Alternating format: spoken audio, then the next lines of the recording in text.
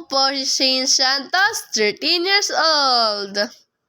Magluluto po tayo ngayon ng adobong sitaw. Ngayon po ay mag-aano lang po ako ng buhok. Ayan. Ayan po. So, huhugasan ko lang po ang sitaw para wala pong duming masama. Ayan po.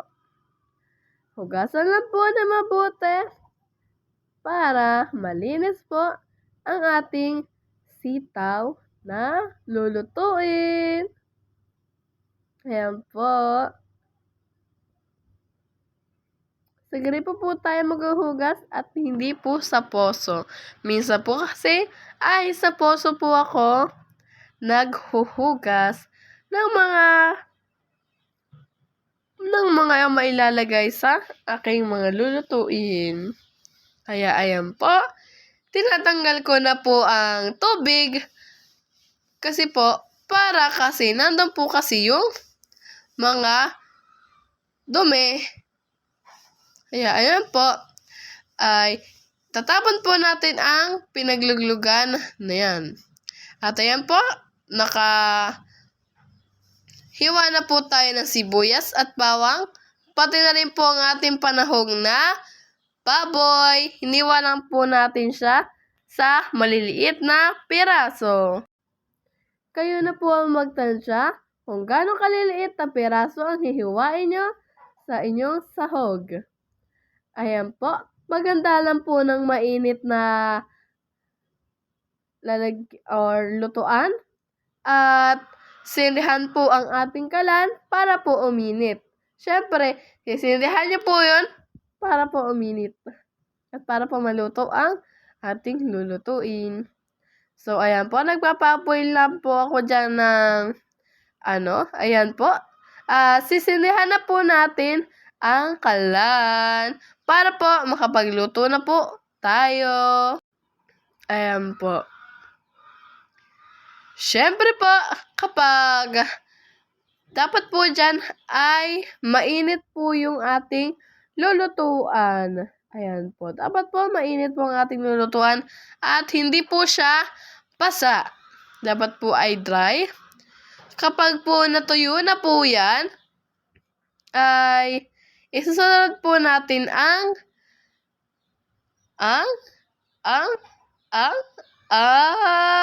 syempre, papatuyin muna po natin yung tubig. Kita niyo po yan? Bumabula-bula pa po yung tubig na yan. Syempre po, pag nawala na po yan, ay ilalagay na po natin ang ating oil. Ayan po. Ilagay na po natin ang oil. Ayan. Halo-ilohin lang po ang oil para hindi po magdidikit ang mga sangkap natin sa gilid. Ayan po. Ayan. So, papainitin lang po natin ang mantika para maging para po mainit kasi kailangan po talagang mainit. Ayan. Ayan po. Ayan. So, pag mainit na po ang mantika, ilalagay na po natin ang bawang. Ayan. Minsan po, ang inuuna ko po ay sibuyas. Karaniwan po kasi ay bawang po ang inuuna. At karamihan din pong mga ay bawang po ang inuuna nila. Pasensya nyo na po ang aking boses. Ay malat po ako dahil po ako'y inuubo. At sinisipon natin po. Pagka natusta na po ng onting-onti lang po, ilalagay na po natin ang yung sibuyas dahil dapat po sabay po silang matusta. Ganun po ako magluto. Basta ganun po yun. Ayan po. So, medyo toast lang po natin siya ng onte or golden brown po siya natin ng onte para para maging masarap or lumasa yung mga sangkap na yan. Ayan po, medyo nabubulol-bulol po ako. Dahil inuubo nga po ako at minamalat. Kaya ayan po, hintayin lang po natin siya mag-golden brown para sa ganon, lumasa po ang ating bawang at ang ating sibuyas. Pagka po nag-golden brown na ang ating sibuyas at bawang, ilalagay na po natin ang ating baboy o ang ating sahog. Ayan po. Lutuin po natin siya ng kaunti para po lumambot po ang ating baboy. Kayo po ang bahala kung ganong kalaking putol ang gagawin niyo po sa baboy. Kung gusto niyo man po, lalakihan o liliitan niyo po ang paghiwa sa ating sangkap. Katulad niyan po, hiniwa ko po yan sa saktong liliit lang po ng paghiwa ang aking pong ginawa. Kaya ayan po, ganyan po ang kinalabasan at mas maganda din po kung ganyan po ang hihiwain nyo sa baboy para mas madami po kayong magagawa na slice. Ayan po, tuloy po sa video, ito-toasted lang po natin siya ng onte at papalambutin po natin siya ng onte para malambot po siyang kainin mamaya. Ayan po. I-mix-mix lang po natin ang baboy. Ayan. Ayan po. Ito-toasted na lang po natin dyan. Pati po ang ating nilagay kanina na ang bawang at sibuyas. Ayan po. Haluin lang po ng mabuti kasi wag niyo po siyang hindi po siya hinahalo kasi po baka po may sakaling masunog. Pagka po ganyan na, maglalagay lang po tayo ng onting tubig para lumambot po yung ating baboy o ating sahog sa sitaw. At kapag kumukulo na po siya, yan po, pag kumukulo na po, ay dapat po lalagyan nyo na siya ng toyo. Kaso po, nakalimutan ko po lagyan na siya ng toyo. Kaya po mamaya, makikita nyo po kung saan ko po siya nilagay. So, yun nga po, ay nilagay ko na po yung sitaw natin na main character po. Ayan po, ilalagay na po natin yung sitaw. At lahat, kanina po ay, yan po yung hinugasan natin na sitaw. Ayan po, sigurado po yan na malinis dahil hinugasan po natin yung kanina. At makikita nyo po na medyo basa pa po yung sitaw dahil binabad pa po natin siya sa tubig na kaunti. Ayan po, ilagay lang po lahat ng sitaw.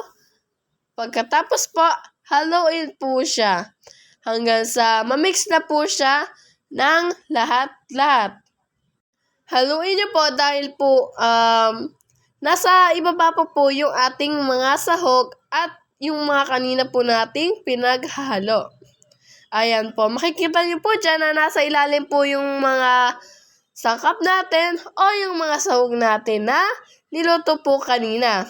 Kaya ayan po, haluin lang po siya ng haluin para magsama-sama po ang sarap. Yum! Ayan po, haluin lang po siya dahil ang iba po ay nasa baba pa po o nasa ilalim pa po ng sitaw. Kaya po, ayan, hindi nyo po makikita na nasa ibabaw ang mga baboy. Kaya ayan po.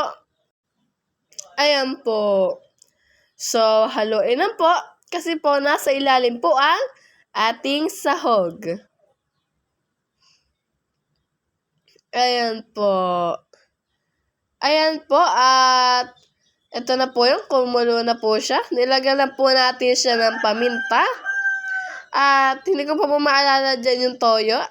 Kaya po, ayan, nilagyan na po natin siya ng 2 supot ng paminta. At nang maalala ko po na wala pa po siyang toyo, ay nilagyan ko naman po. Ayan po. Ayan po, wala pa po muna siya dyan ng wala pa po siya dyan suka, kaya okay lang po yan. Kasi po, pag inumin niyo po yung suka doon sa adobong sitaw ay yung texture po ng sitaw ay magiging matigas po siya. Kaya ayan po, ayan po. So, nilagyan na po natin siya ng takip para maging malambot po siya. So, ayan po. Ayan. Tikman po natin kung ano po ang lasa ng ating ginawa. So, ayan.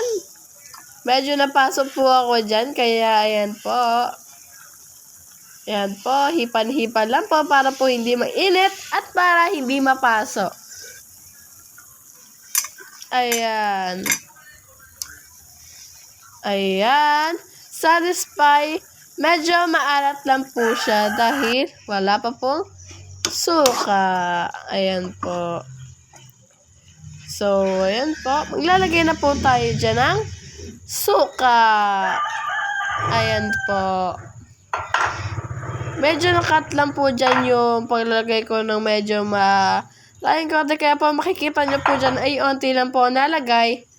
Dahil may nalagay na po akong kaninang onti. Hindi lang po nasama sa video. Ayan po, naglagay na po ako dyan ng asukal. Pampabalance din po yon ng niluluto nyo pong adobo at pampasarap din po. Para na po siyang may oyster sauce. Ayan po, dahil po yung oyster sauce ay medyo matamis din po. Kaya po nilagyan po siya natin ng asukal. Ayan po, halo-haloin lang po hanggang sa maluto po yan. Ayan po. So, halo-haloin na po ng bagya. Tapos, aanguin na po natin siya pag naluto.